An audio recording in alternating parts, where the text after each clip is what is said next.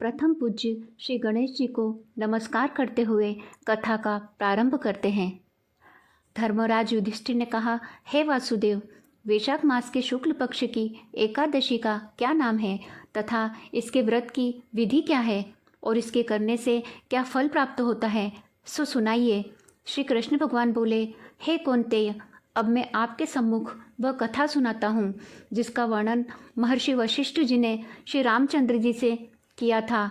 एक समय श्री रामचंद्र जी ने गुरु वशिष्ठ जी से कहा, हे गुरुदेव, मैंने जनक नंदिनी सीता जी के वियोग में बहुत कष्ट पाए हैं, अतः आप कोई ऐसा व्रत कहिए जिससे समस्त पाप और दुख नष्ट हो जाएं। श्री महर्षि जी ने कहा, हे राम, आपने यह प्रश्न बहुत ही सुंदर किया है। आपका यह प्रश्न लोकहित में अवश्य आएगा।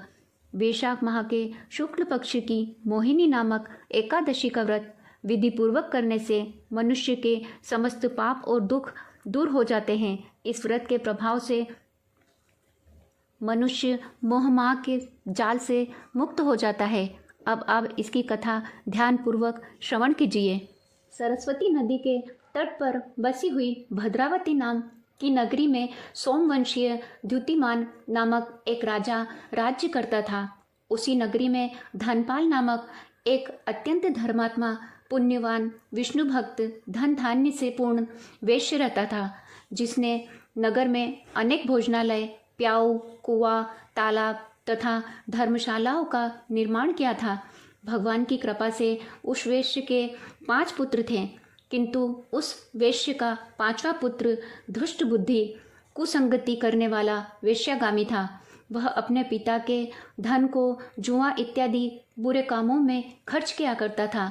वह महान नीच, देवता, पितृ, ब्राह्मण, अतिथि आदि को न मानने वाला, अत्यंत पापी, मांस व मदिरा का भक्षण करने वाला था। पर स्त्रियों के साथ भोग करने वाला अत्यंत ही दुराचारी था। कभी कभी वह वेश्याओं के साथ उनके गले में हाथ डालकर बाजार इत्यादि स्थानों पर भ्रमण करता था। उसके इस आचरण से दुखी होकर उसके पिता और भाइयों ने उसे घर से बाहर निकाल दिया। ये सब उसकी निंदा करने लगे। जब वह घर से निकाल दिया गया तो वह अपने वस्त्र और आभूषणों को बेच बेच कर अपने निज कामों की पूर्ति करने लगा। अंत में जब उसके पास कुछ भी शेष न रहा तो वेश्याओं और उसके दोस्तों ने भी उसका बहिष्कार कर दिया। अब तो वह दरिद्रता के कारण भूख और प्यास से व्याकुल हो पेट भरने के लिए कोई मार्ग न देख रात को चोरी करने लगा। एक बार उसे राजा के सिपाहियों ने चोरी करते हुए पकड़ लिया, परंतु उसके पिता की नेक नामी के प्रभाव के कारण उसे छोड़ दिया। वह दुराचारी फिर भी अपनी करनी से बाज न आया और दिन प्रतिदिन चोरियां करने लगा। दूसरी बार जब वह चोरी करते पकड़ा गया तो राजा ने बंदीखाने में डलवा दिया। अनेक यातना देकर देश निकाले की आज्ञा दे दी। राजा की आज्ञा से उस नगर सेठ के पुत्र को नगर छोड़ना पड़ा और वह जंगल में जाकर रहने लगा। वहाँ पर जीविका उपार्जन का कोई साधन न देख वह धनुष बाण बनाकर जंगल में ही पशु पक्षियों का वध करके अपनी उदरपूर्ति करने लगा।